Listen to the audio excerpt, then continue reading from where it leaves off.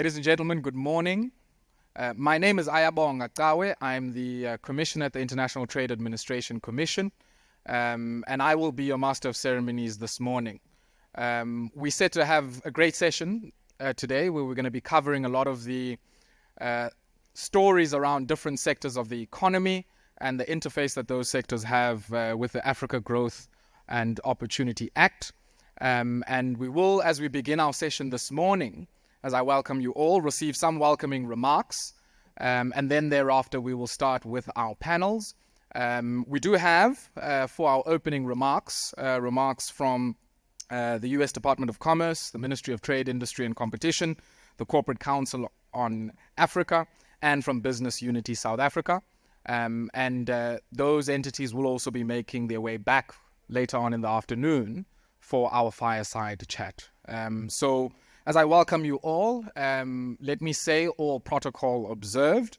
And without any further ado, let me call up Flory Lisa to give us some opening remarks. Flory is the President and CEO of the Corporate Council on Africa, and will certainly receive opening remarks from her.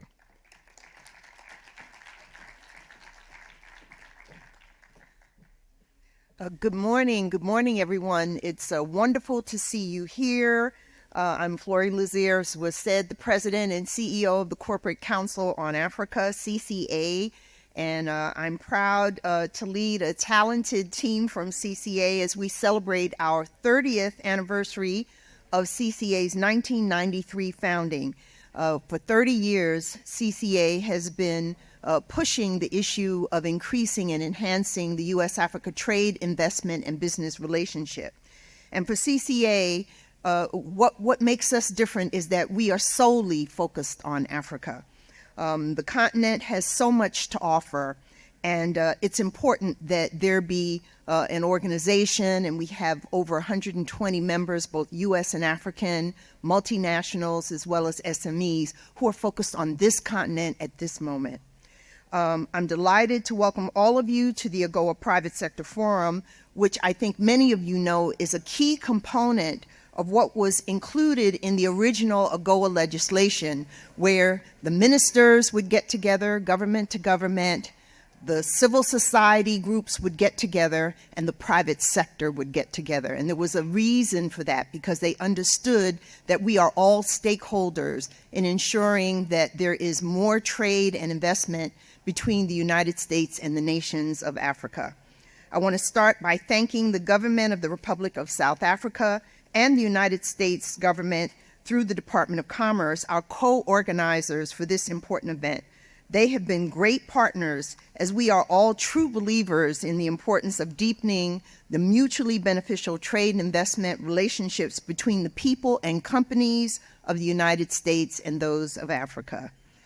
The events of the past several years have underscored how interconnected our world is, just how interdependent we are, not just as countries, but as human beings, as people. Those same events have also demonstrated just how important it is to strengthen value addition processes in Africa, not just to meet the growing demand in Africa, but also global demand. To meet this growing global demand and develop resiliency in key supply chains, it is vital that beneficiation in Africa, processing and manufacturing in Africa, receives significant focus, expansion, and investment. The African Growth and Opportunity Act launched a new phase in the U.S. relationship with Africa, one that sought to move from aid to trade, and now we're moving from trade to investment. Because where investment goes, trade follows. And we wanted to make sure that we tapped into the abundant energy, creativity, and talents of the people and the countries of Africa, and connect them with the important opportunities offered by the companies and the people, the consumers of the United States. As all of you know, there's a lot going on in the African trade space, including the African Continental Free Trade Area, AFCFTA, which presents as a continent an incredible opportunity to create the world's largest single market for goods and services. The AFCFTA, as we are always saying, is a game changer, not only for intra-African trade, but enabling Africa to play a greater role in the global economy and with key partners such as the United States.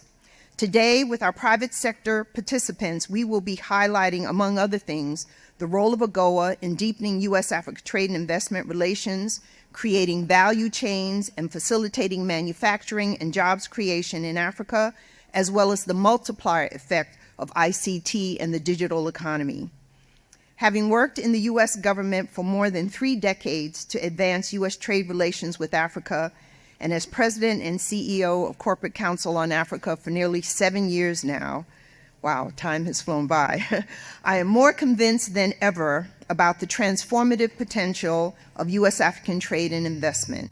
To realize this potential, both sides need to see more companies explore opportunities, but first, we need to assure AGOA as a key mechanism to advance bilateral trade. We have to assure that AGOA is renewed and, where possible, improved. And we need to do this as soon as possible. Let's not wait until 2025. I look forward to hearing from African and American businesses about their ideas for how to strengthen this important mechanism for trade.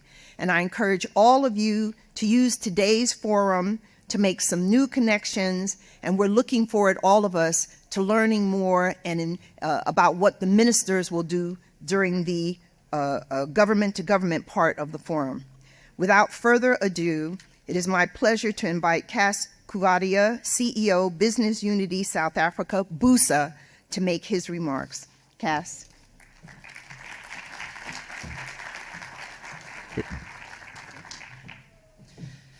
Thank you very much,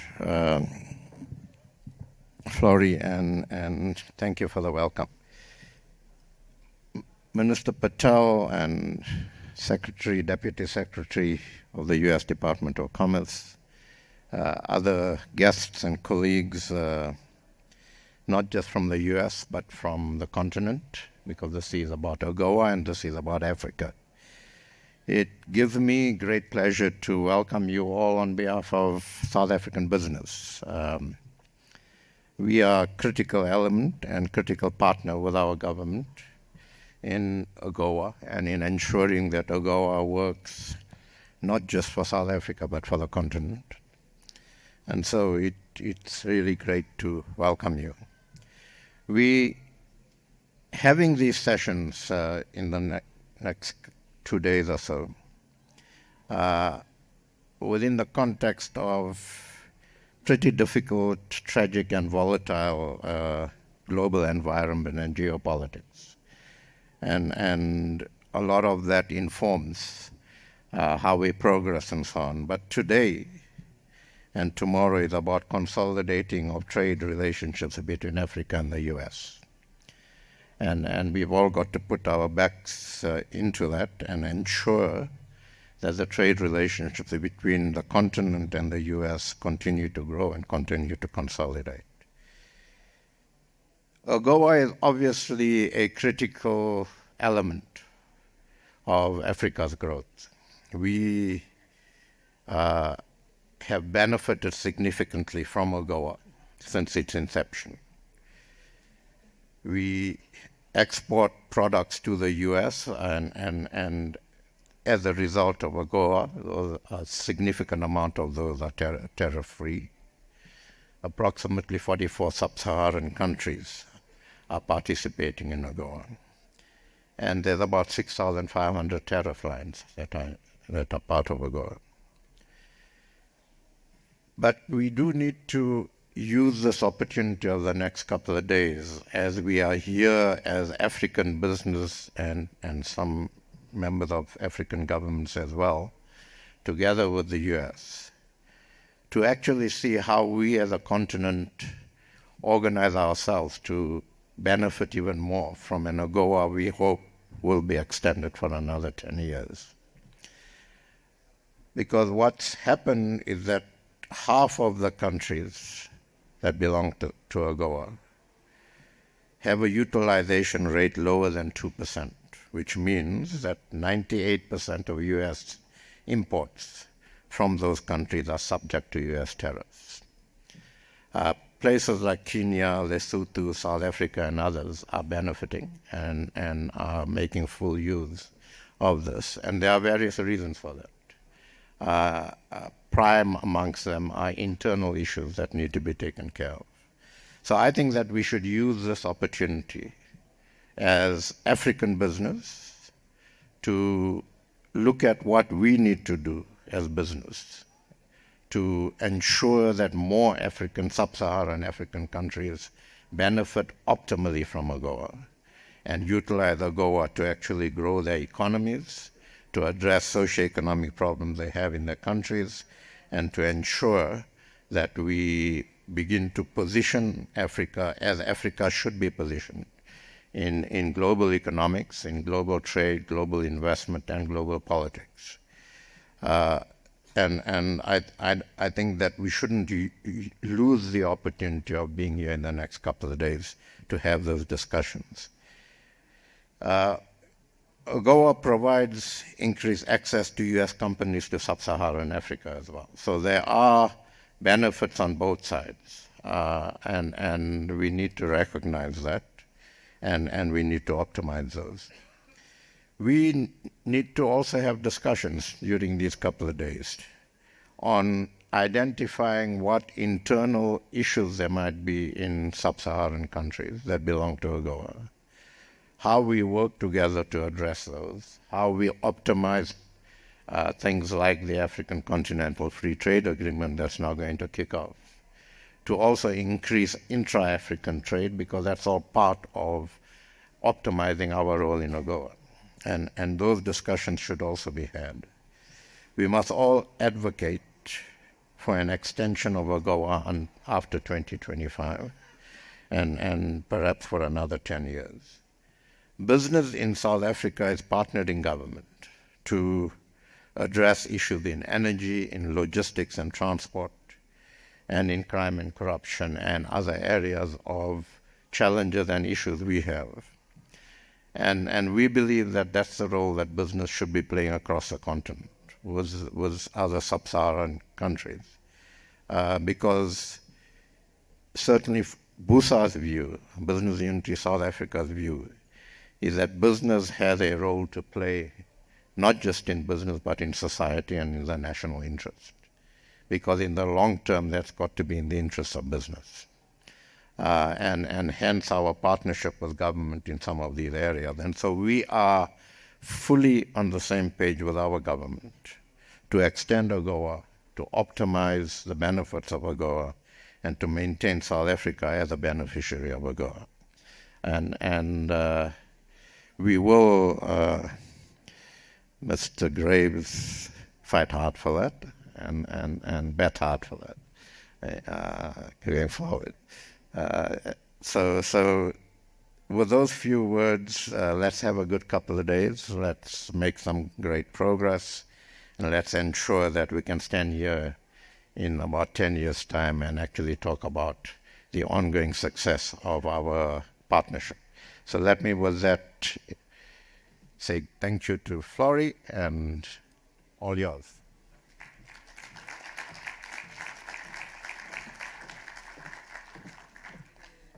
Thanks so much, Cass. It's important to know that it's both the private sector on the U.S. and the African side that make it possible for us to achieve what we're achieving under AGOA and going forward to do even more, as Cass said.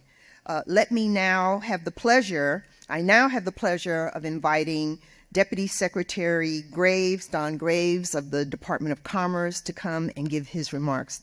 DepSec Graves, as you know, the Commerce Department has been a huge supporter of the private sector's role in advancing U.S. Africa trade and investment and business. So, DepSec Graves, please come and make your comments.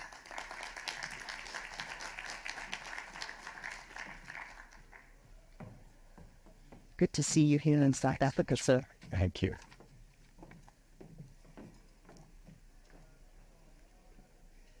Thank you so much, Flori, for that introduction. Excellencies, honored guests, colleagues, and of course, our partners from the private sector, I am absolutely thrilled to be here in Joburg to help open this year's AGOA Private Sector Forum. Let me start by thanking Flory and the Corporate Council of Africa for all of the work that you've done, British Robinson and the Prosper Africa Secretariat for making this event possible. I'd also like to thank Ambassador Brigady and the U.S. mission in South Africa for our robust U.S. delegation, and of course, my partner in this effort, U.S. Trade Representative Ambassador Tai, for her leadership on AGOA up until now, and of course, Minister, as we move forward to get it extended for another decade. Minister Patel, we thank you, and of course, President Ramaphosa and the entire Republic of South Africa, your team at the Department of Trade, Industry, and Competition for being such wonderful hosts this week, and for all that you're doing to find collaboration for the betterment of our people.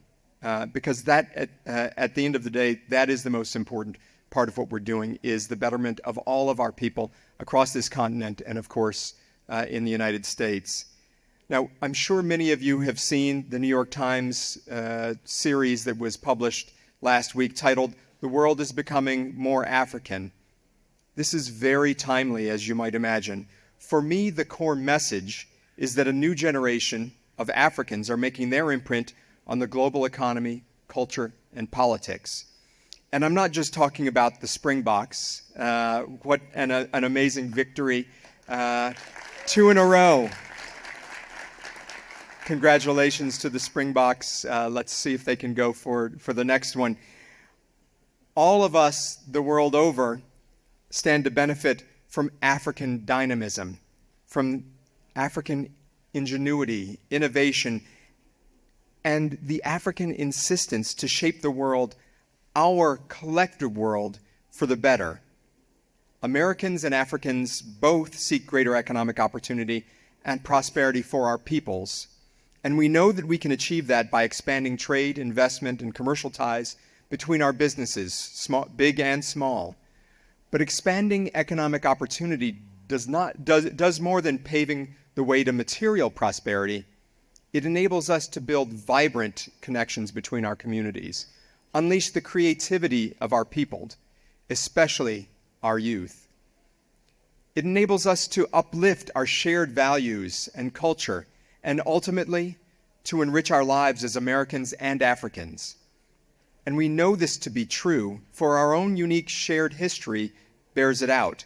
Look at the invaluable contributions that the U.S. African diaspora, 46 million Americans who trace their roots to this continent, have made and continue to make generation after generation.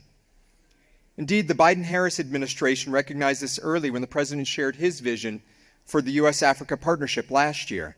He's often described the U.S. Africa partnership as indispensable to meeting the most pressing global challenges, such as the climate crisis, food insecurity, and democratic backsliding. But not only that, the partnership is also critical to seizing once-in-a-generation opportunities that will drive Africa's transformation in clean tech, health security, digitization, climate-smart agriculture, and creative industries, just to name a few.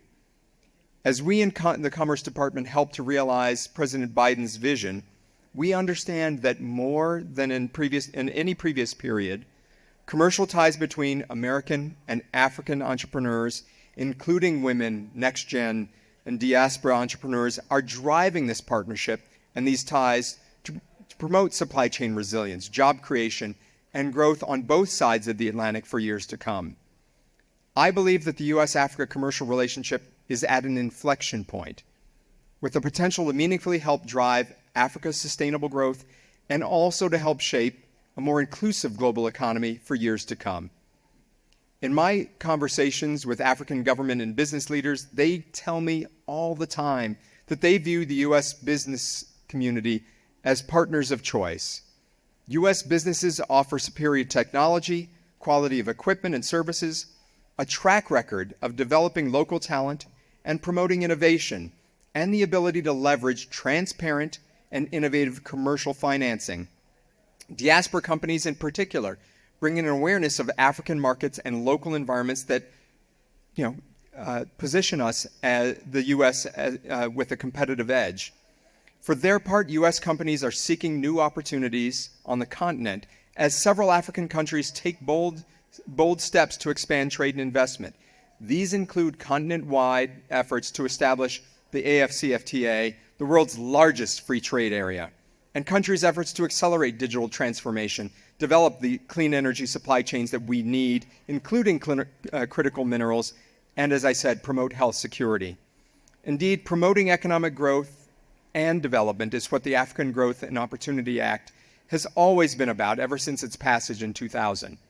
It's important to reflect on the significant achievements of AGOA as well as the lessons that we've learned, to think creatively, all of us, on what AGOA can be and should be in the future. Even as we work towards reauthorizing AGOA, something the President is very committed to doing, an important complement is what we at the Commerce Department are doing to promote two-way commercial trade and investment, Flory, as you said, relationships with African countries. Coming out of the successful U.S. Africa Business Forum that was part of the U.S. Africa Leaders Summit, and hearing from the U.S. business community as well as our African partners, I launched a first-of-its-kind commerce-wide Africa strategy. Our Africa strategy leverages the full range of the department's capabilities to do four things. One, help foster the commercial enabling environment, including the investment climate, intellectual property rights and standards. Two, to promote two-way trade and investment, high-quality business-to-business deals in sectors that will have an outsized impact on Africa economies for years to come, including infrastructure, digital clean climate technologies, space commerce, critical minerals and creative industries. Three, to promote innovation and upskilling, including through small and medium-sized enterprises on both sides of the Atlantic, with strong contributions from the diaspora that are so essential to sustaining inclusive economic growth. And I say upskilling, it's not just about creating opportunities for economic growth. It's about knowledge transfer. It's about uplifting our people so that we can be sure that we're creating markets that build off one another. This is not about extraction. This is about supporting each other for the long term. And the fourth piece, expanding our commercial diplomacy to help the U.S. business community as partners of choice for African entrepreneurs and governments. Our commitment to supporting these goals in Africa is at the heart of the Department of Commerce's work and served as a core tenet of President Biden's U.S. Africa Leaders Summit. Let me give you a window into what we're doing. First, our commercial law development program is working with the AFCFTA Secretariat, the AFCFTA Secretariat to provide investment advisory support and help advance the Women and Youth Protocol. Later this year, the National Telecommunications and Information Administration will convene an African Youth Summit in Washington, D.C. to spotlight how technology improves lives and livelihoods with a focus on digital upskilling. We plan to convene a follow-up summit in Africa in early 2024. Our National Oceanic and Atmospheric Administration, our climate agency within the Department of Commerce, is working closely with our African partners to counter illegal, unreported, and unregulated fishing activities under the PREPARE program. We're also developing early warning systems with a number of African countries for weather-related emergency preparedness.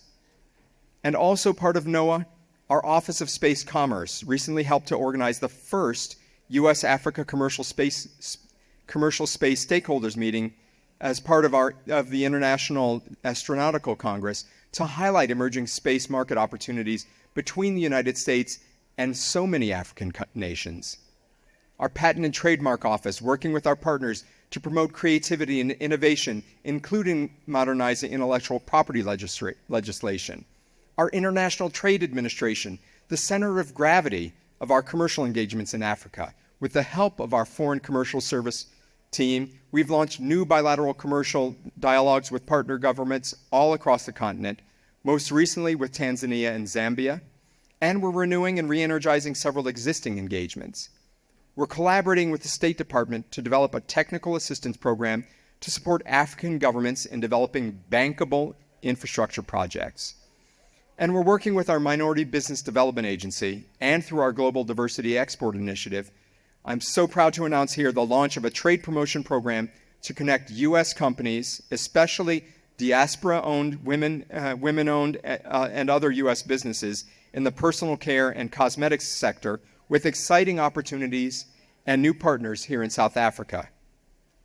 We're promoting clean tech and clean tech supply chains through the U.S. Africa Clean Tech Energy Network. We're working on implementing a wide range of recommendations from the President's Advisory Council on Doing Business in Africa. Some of the council members are here with me this week gathering information to better help them structure their recommendations, and I thank them all for their service. We're also co-chairing the President's Digital Transformation with Africa initiative to coordinate a whole-of-government approach to support our African partners to grow vibrant, secure, and inclusive digital economies. And we're expanding our commercial service footprint with 2 new foreign commercial service offices in our embassies in Cote d'Ivoire and Zambia, along with the 11 that we already have stationed across the African continent. And finally, commerce is a key player with our colleagues across the U.S. government on a number of initiatives to grow our toolbox, including the Partnership for Global Infrastructure Investment, the Prosper Africa Initiative, and the work that we're doing to support Power Africa. At the root of all this work, again, is the simple notion that American and African businesses, with their spirit of entrepreneurship, their willingness to take risks, and their ability to innovate, will shape what I believe is a quintessential 21st century partnership. The type of U.S.-Africa partnership that I know would make my ancestors and all of our ancestors collectively proud. I have no doubt that this spirit will motivate you in the various discussions that you'll have today and in the coming days, and I hope that all of you in the audience will contribute to those discussions, will take the information that you learn and the connections that you make into all that you do moving forward. I look forward to the next few days. Thank you so much.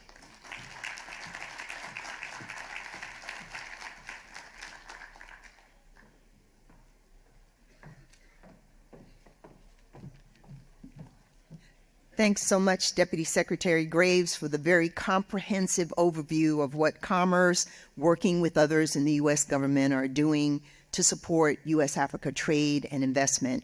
So I'm now pleased to have Minister Ibrahim Patel come to the stage. I just have to say, when I met with the minister, oh my goodness, maybe 4 months or so ago, he was telling me his vision for the AGOA Forum this year. And I was sitting there thinking, wow, this is going to be a lot to do. But I want to congratulate you. I've seen it. Your vision is coming to reality here. And I want to thank you for the support that you've given to all of us in organizing this AGOA Private Sector Forum and making sure that it's a success.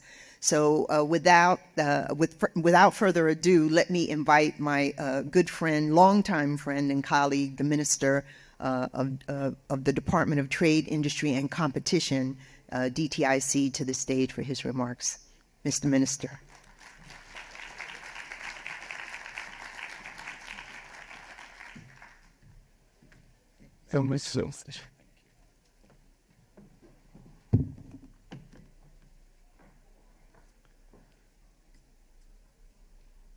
So thank you so much. Let me start with a very warm welcome to South Africa for representatives and leaders from the private sector. From the United States, led by my dear friend, Ms. Florie Lizier, the President of the Corporate Council on Africa, and a real veteran and passionate advocate for increased trade, increased investment between the United States and the African continent.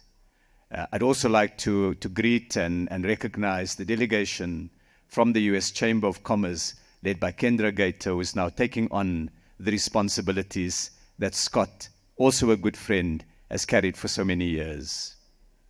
I want to recognize Cas Kuvadia, the CEO of Business Unity South Africa, who is also accompanied by Hanki Matabane, the leader of the Black Business Council, as well as Busi Mavuso, the head of Business Leadership South Africa. Greetings to my distinguished colleague, Don Graves, the Deputy Secretary of the U.S. Department of Commerce, and someone who spoke, as you heard, as one who celebrates his African heritage.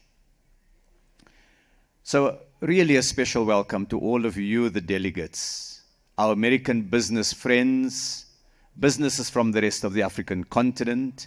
You traveled on the one hand across an ocean, the Atlantic Ocean, and on the other hand across a river, the Limpopo River. It counts to be here. And of course a welcome also to all the South African business people who have arrived here. This is one of the core events of the 20th AGOA Trade and Economic Cooperation Forum. It's organized around the theme, partnering to build a resilient, sustainable and inclusive AGOA to support economic development, industrialization and quality job creation. Isn't that really touching all the key points? This is quite possibly the largest business forum that has been held as part of the activities of the annual AGOA forums. Assembled here, we have a cross-section of business leaders, entrepreneurs, can-doers from 2 continents and more than 30 countries, people whose energy and whose spirit drives the private sectors. Distinguished guests, ladies and gentlemen, this Private Sector Forum is part of a series of activities this week, and an important one for business engagement on AGOA between our respective private sectors. Our world is being reshaped by major mega trends, from AI and technological innovation to climate change to a more complex geopolitical landscape.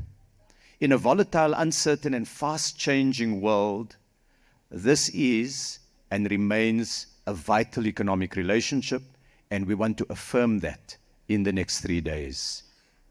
I want to recognize the benefits that African economies and regional value chains have gained through the AGOA partnership, including the access to the United States market for African goods. At the same time, AGOA and the overall trade relationship has also benefited American businesses and consumers. That mutual beneficial character of our economic relationship is a compelling argument to renew and extend AGOA, to improve and refine AGOA, and to complement and support AGOA with additional measures. Renew, refine, complement. 10 years sounds good. An additional decade of stronger, enhanced progress.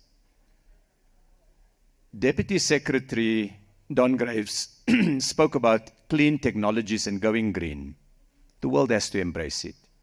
It would be wonderful, of course, if African products could also benefit from some of the access to the Inflation Reduction Act, and it's a conversation we would like to have with our friends in the United States. 35 African countries, as you know, have been able to export thousands of products across the Atlantic to markets in what is still the world's single biggest consumer market, the United States. In 2022, AGOA beneficiary countries together exported about $30 billion worth of goods to the United States. More than a third of this entered the market through AGOA and its related programs. And that is quite significant. American consumers benefited from African products. Clothing that you see worn in New York and Chicago can be coming from Kenya, Madagascar, Lesotho, or Mauritius. The tea, the coffee, or the cocoa that you drink could be coming from Kenya, Uganda, Rwanda, Tanzania, or Cote d'Ivoire. The vanilla, because you need to have ice cream. A world with ice cream is a lesser world. Please, that vanilla comes from Madagascar. And you need the fertilizers to grow the things that we eat, and that fertilizer comes from Nigeria. And the fish products from Senegal. And when you need to go and buy your fruit from the African continent, you need vehicles. Some of those vehicles are made here on the African continent from South Africa. And I can give you the numbers. You'll know many of the numbers. 45% of cocoa imports to the U.S. confectionery sector comes via AGOA beneficiary countries. Half of the titanium and chromium exports for U.S. steel making comes from the African continent. So when American steel workers want to have an argument to support AGOA, you have plenty of arguments to give them, because it creates jobs in the United States, and it creates jobs here on the African continent.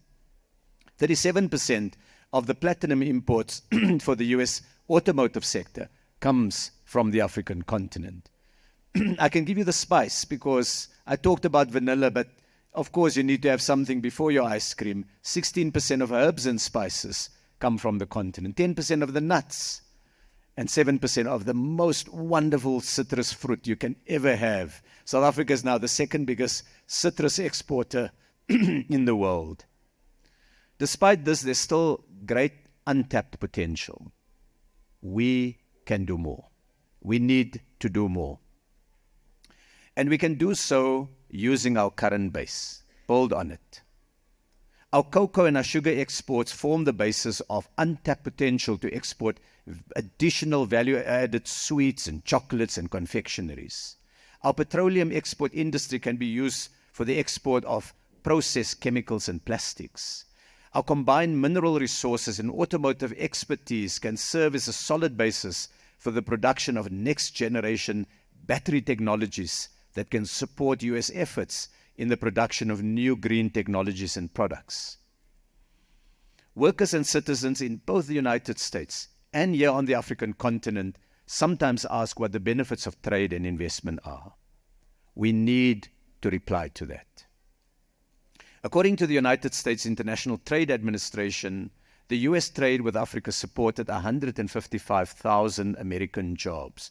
Those are direct jobs. That's without the economic multiplier.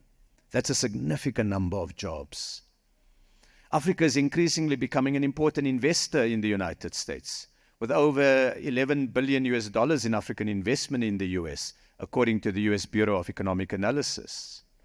I wanted to say to the new U.S. Speaker from the House of Representatives, who I understand is from Louisiana, that a very large South African company, I hope the CEO is here today, is the biggest African investor in Louisiana, Sasol, of course. And as Africa grows, diversifies, and industrializes, American firms are increasingly finding new opportunities on the continent. In 2021, American exporters, service providers, and investors, now this includes services, not just goods, together earned $66 billion from the economic activity on the continent. Dividend flows, exports, all sorts of things. And we benefit too as a continent. Enormous numbers of jobs here on the African continent, value chains that are created and supported, small businesses that are supported, women-owned businesses, youth-owned businesses that can come into the market because they supply other businesses that are exporting to the world's largest market. Looking forward, I want to highlight two areas related to Africa's focus on industrialization, regional value chains and what we call beneficiation. Increasingly, African value chains are becoming integrated, and the exports to the U.S. draws not just from the final exporting country, but that whole hub and spoke that sits behind it. I hope tomorrow President Ramaphosa would be able to set out some of that detail, but a little appetizer is that Botswana, who does these massive wire harnesses that holds together the electrical systems of vehicles, they supply that to the South African market. They sell more than $100 million worth of the product to South Africa, and some of that get exported into cars that go to the United States.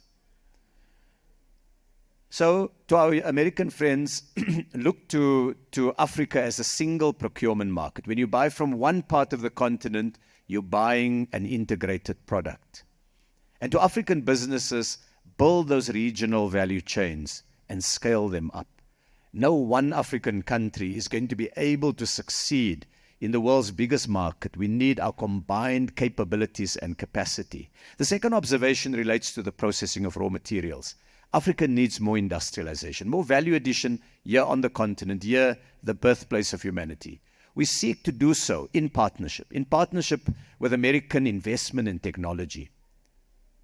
Don't only take our rock, build, in fact, we need those rocks to build factories here on the continent and use those factories and the technologies and the know-how to export consumer and capital goods here from this continent to the rest of the United States market. As we celebrate the 20th AGOA Trade and Economic Cooperation Forum, we have a number of events lined up for you. We don't want you only to be in this forum, vital as it is. First, we have other forums and places where we're going to share ideas and expertise and come up with proposals for the future. It's this private sector forum, very, very important to us. A forum of African trade ministers meeting shortly within the next 30 minutes. A labor forum bringing the voices of American and African workers together, because this is about jobs. A civil society forum drawing many voices into the conversation and many interests, because our societies are plural. Forums on technical standards, and of course, the big one, the U.S. Africa formal AGOA Forum. But we also have, second, a celebration of African economies and societies with a Made in Africa exhibition, this industrial exhibition. You've had to walk through it. In the course of this afternoon, we're going to do the soft launch, and then tomorrow the President will be visiting it. And we want you to also spend some time with the exhibitors there. You'll see demonstrated small businesses, many of them seeking to break into their own domestic markets, but you'll also see large businesses with an established export footprint. But that's not all. I'm going to encourage you, taste African cuisine. Settle finally, as Americans, for us, an age-old debate we have among Africans. Is Ghanaian jollof rice better than Nigerian jollof rice? And remember, the answer to that question is going to spark a war. But we also have a heritage walk activity that's going to showcase and make sure you enter it at the right point. Ask, where is the entry? And it's here in this exhibition hall. It's in a L shape on one of the sides. And you're going to start the journey where humanity's history started, here on the African continent. And you're going to see some artifacts and evidence of that. And you're going to go through the ancient kingdoms of Africa, a storyline, a history that is often obliterated, but it is a history, and some of it you'll hear in the next few days. There was a kingdom called the Kingdom of Mapungubwe, here in the southern part of the continent, that was trading in the year 950 with the rest of the world already. And so that history is coming out. Learn about that history, share it, and celebrate it with us. And you'll also see the colonial period and the struggle for freedom, and you'll see the period of reconstruction, where Africans are trying to steer our direction in the world. So I want to wish you a very successful private sector forum today. Come up with some fresh ideas and partnerships in this forum. Take your colleagues out for lunch at the restaurants here nearby. Also, for those who don't want to get involved in the jollof war, maybe taste Ethiopian. If you haven't, you're never going to thereafter regret it. And take, as I said, a walk through the display of history.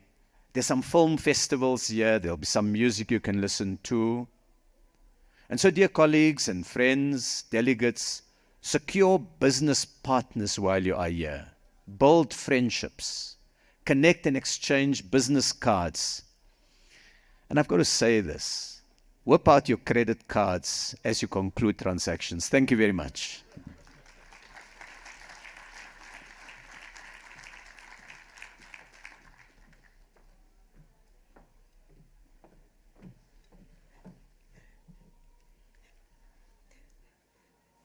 Thank you so much, Minister Patel, for such a wonderful and warm welcome to all of the delegates here who are a part of the AGOA Private Sector Forum. We are thrilled with what has happened thus far with the hosting of this AGOA Forum, the 20th AGOA Forum by South Africa. And, as I came in through the exhibition, I was like, wow, there are trucks and tractors and just all sorts of things that are here to show what is actually being made on the continent. Many people are not aware, and we thank you for allowing us to see that. And I'm looking forward to this walk through history that you're talking about. I haven't seen that yet, but I look forward to doing it. I love your focus, though, on AGOA Renew, Refine, and Complement. And there are many of us in the U.S. Corporate Council on Africa, partners from the Chamber of Commerce, U.S. Africa Business Council, Kendra and others. All of us are working together to try to see what we can do collaboratively to enhance the U.S. Africa trade and investment relationship. So with that, I want to announce that we have an incredible program today, a number of panels touching on key issues, key sectors that are critical to growing the U.S. Africa trade and business relationship. And so I want to call now forward those who are on the first panel, not just another renewal, AGOA's changing role in deepening U.S. Africa trade and investment. Those folks will come forward, but I just want to say that we thank all those who have participated in the opening, Cass, Deputy Secretary Graves, Minister Patel. Thank you all for being here and helping us to jumpstart what will be, I think, a very productive conversation today and dialogue. And I love Minister Patel's point. Let's do business. Let's exchange cards. Let's make some orders. If there are things out there you see from African producers, let's make that happen as a part of this AGOA forum. Thank you very much.